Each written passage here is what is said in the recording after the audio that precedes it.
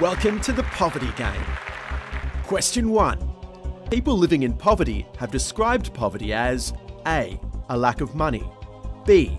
Hunger and unclean water, C. Inadequate shelter, or D.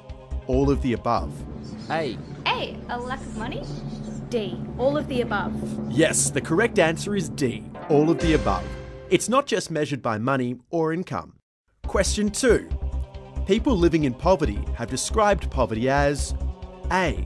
Being sick and not being able to see a doctor, B. Having limited access to school and not knowing how to read, C. Fearing for tomorrow and living one day at a time, or D. All of the above. A, being sick. It's B. D, all of the above. Yes, that's correct. D. All of the above. If you're a girl, have a disability, or live in a war zone, you're more likely to live in poverty. There are a range of economic, social, technological, political and environmental causes for poverty and spatial inequality. Some of Australia's neighbours live in nations that are stuck in a cycle of poor infrastructure, low investment and low trade. Some are particularly vulnerable to climate change and geographic isolation, especially in rural areas. If countries are poor, that means governments struggle to provide essential services or opportunities for all of their people. Good schools, hospitals, safe water and roads take a lot of money to build and maintain. If communities are poor, isolated or vulnerable to environmental disasters, it's difficult for families to thrive. It's hard to find employment, access health services and build safe homes and a better future for children. If parents are poor, they can't afford to send their children to school or get them immunised or provide them with enough food to eat. When generation after generation suffers from sickness, lack of education and opportunities to earn a fair wage, the cycle of poverty threatens to repeat itself again and again and again. To fight poverty, we must define it and be able to measure it. Poverty is multidimensional. Its harsh reality varies from one nation to another. So how do we measure poverty?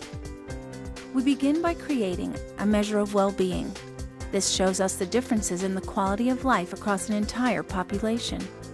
Well-being comes from many different things: how much we earn, where we live, what we eat, how much we eat, the things we acquire and use every day, whether we go to school or not, or see a doctor when we are sick. All of these contribute to the quality of life.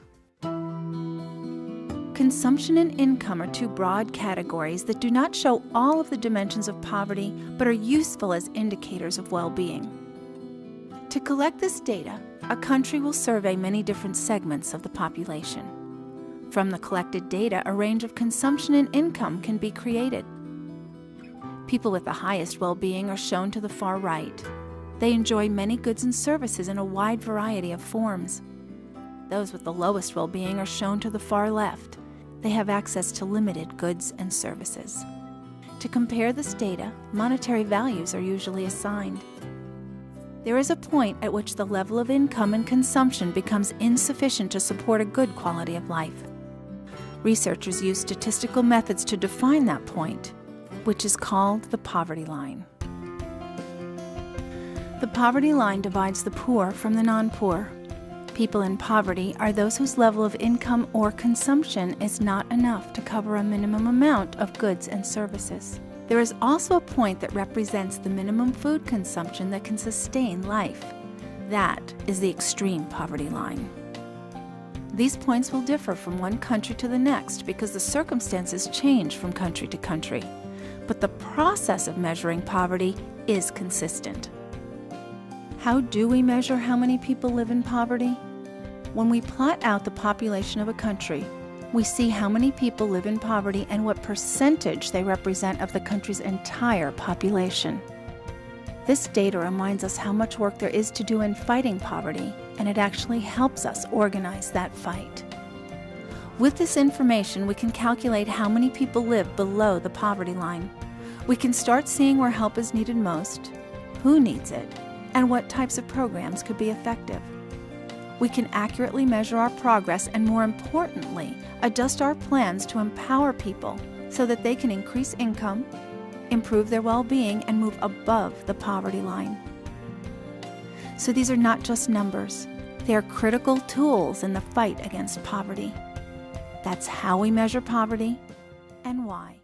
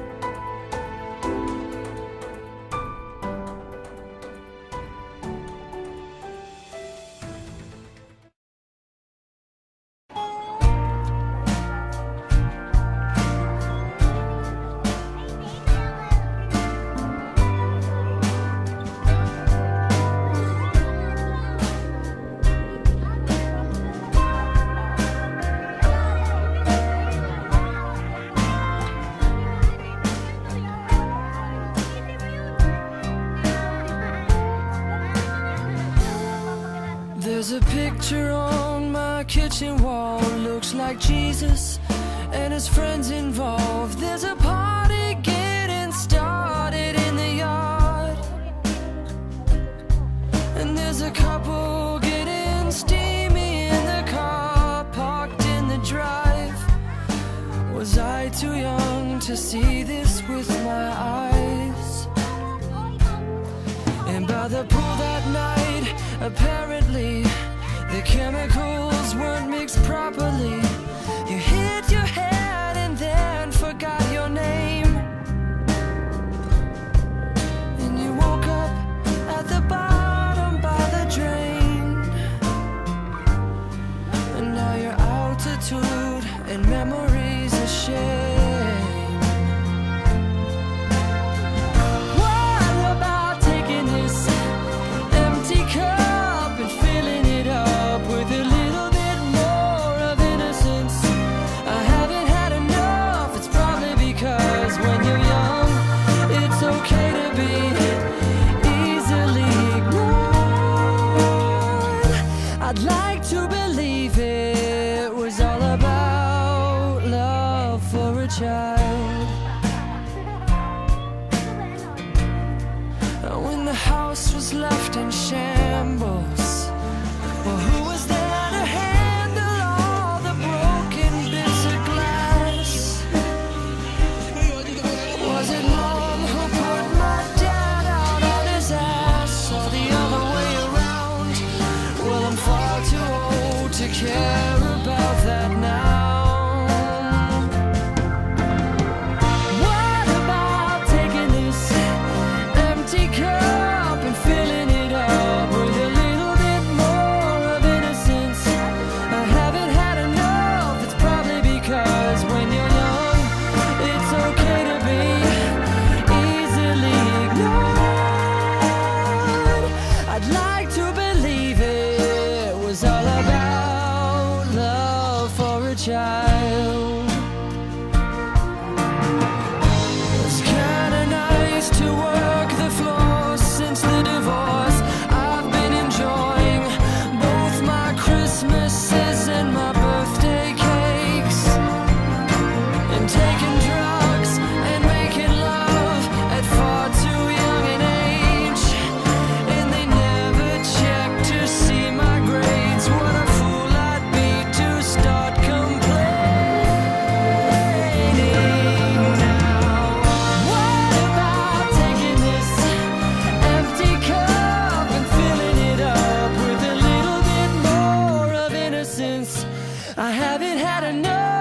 probably because when